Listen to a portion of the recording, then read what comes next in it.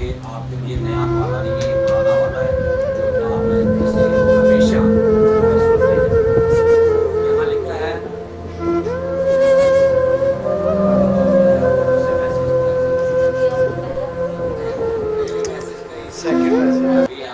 यादगारी के लिए शेरवानी करेंगे आपके लिए। आज फिर दोहराई जा रही है और हर बार दोहराई जा रही है। आए मेरे साथ निकाले पहला ग्रंथियों उसका 11वां भाग और उसकी 23वीं आयत। सबने निकाल लिए। कलाम मुकद्दस में यूं लिखा है, क्योंकि ये बात मुझे खुदावंद से पहुंची है और मैंने तुमको भी पहुंचा दी कि खुदावंद यीशु ने जिस रात वो पकड़वाया गया रोटी ली और शुक्र करके तोड़ी और कहा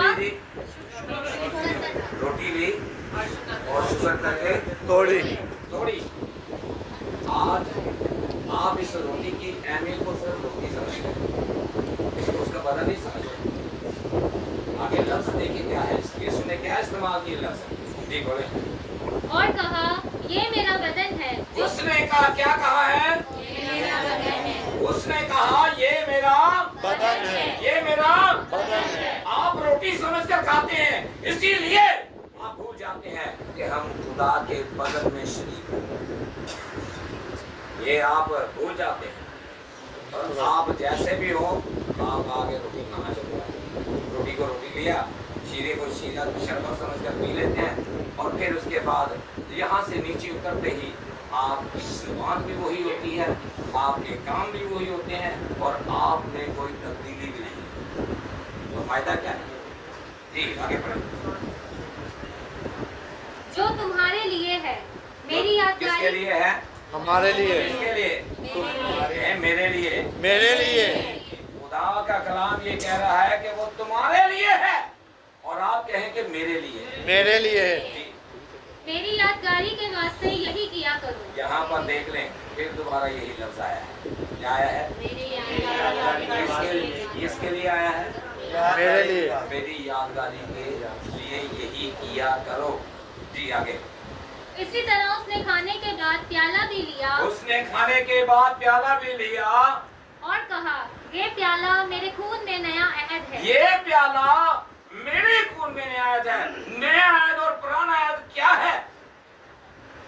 पहले पुराने अहद में क्या होता था जी? पुराने अहद में मैंने अभी आपको बताया है कि कोई भेड़ का बच्चा लेकर आ रहा है, इस तरह से वो कुर्बानी करते रहते थे। आज हमारे पड़ोसी भाई भी यही करते हैं, आज वो भी कुर्बानी करते हैं। तो कैसे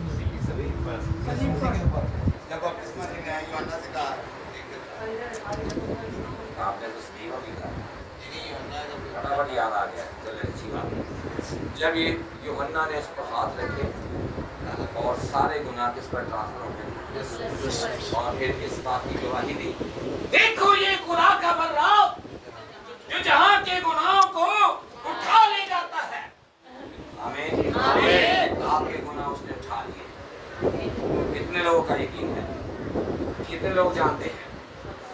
सबने, सभी को यकीन है जी, आपके गुनाह उठा लिए गए। आमीन। इसीलिए नए अहद में अब दोबारा कुर्बानी की कोई जरूरत। आमीन। अब आपको कुर्बानी देने की जरूरत नहीं। आपके खातिर असल से ज़िबा किया बर्रा जो है वो ज़िबा हो चुका है। आमीन। हाँ जी आगे बढ़े। जब कभी पियो मेरी यादगारी के लिए यही किया करो। जब कभी पियो मेरी यादगारी के लिए, शायद को याद रखना है कि मैं तुम्हारी खातिर कुर्बान हुआ। ये याद रखना कि मेरा लहू जो बहाया गया है वो किसकी खातिर बहाया गया है? तुम्हारी खातिर। जी। क्योंकि जब कभी तुम ये रोटी खाते और इस प्याले में से पीते हो तो खुदावन की मौत का इजहार करते। किसकी मौत का? यीशु मसीह की मौत का इजहार करने का मतलब क्या है? कि वो मेरी खातिर कुर्बान हुआ है। क्या है जी इसका मतलब?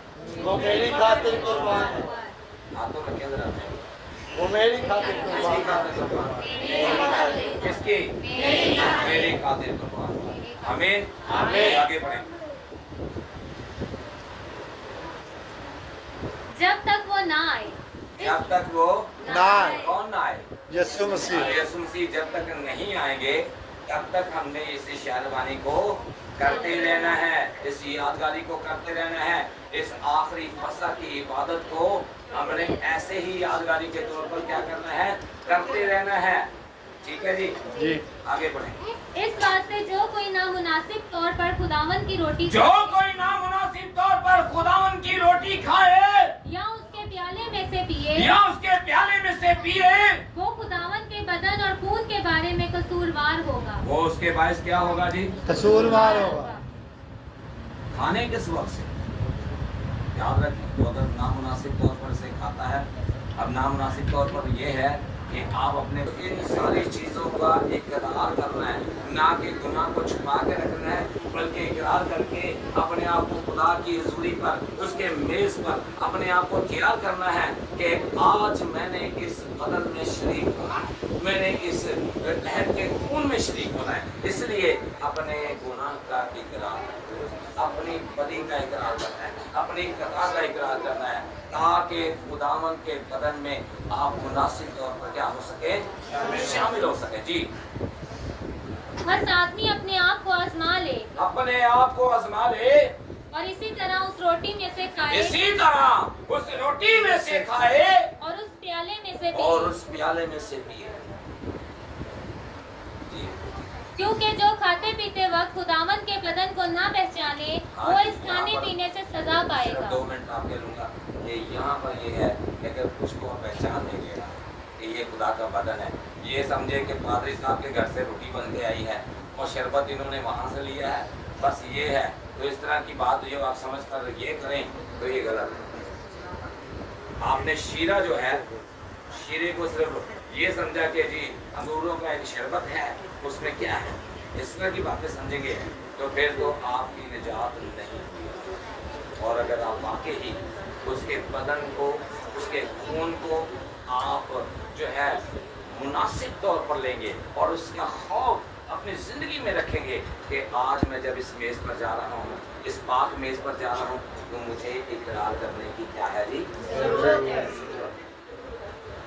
ताकि मैं मुनासिब तौर पर इस बदन में शरीक हो सकूं। जी, इसी सबब से तुम में बथेरे कमजोर, इसी सबब से तुम में बथेरे कमजोर हैं, ईमान में कमजोर हैं, बदन में कमजोर हैं, उनके बदन में बीमारियां हैं, उनके बदन में कमजोरियां हैं, वो गुनाह की तरफ बढ़ते रहते हैं, वो बदी को छोड़ नहीं पा रहे हैं।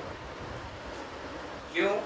क्योंकि उनका बदन जो है वो बीमार है, कमजोर है।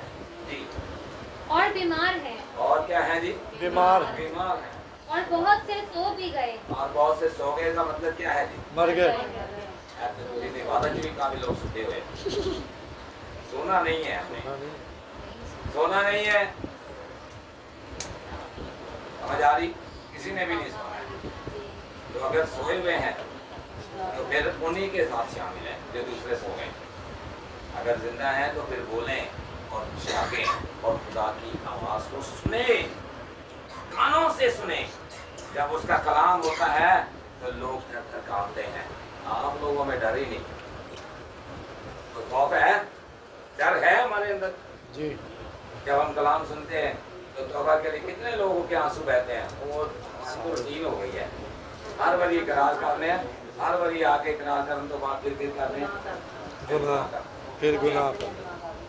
अगर हम अपने आप को जांचते तो सजा ना पाते। अपने आप को जांच लेते, आजमा लेते तो सजा ना पाते। हाँ जी, ये सजा नहीं मिलती, ये बात जाना। बिल्कुल ऐसा। तो आए अपने आप को खुदा की हुजूरी में पेश करें, अपने आप को उसके सामने सरेंडर करें, अपनी आंखों को बंद करें और हम इस बात मेज पर जो है शामिल होने के लिए अपने आप को तैयार करेंगे और बीच में से रास्ता अभी से बना दें, ताकि जो है जितने भी लोग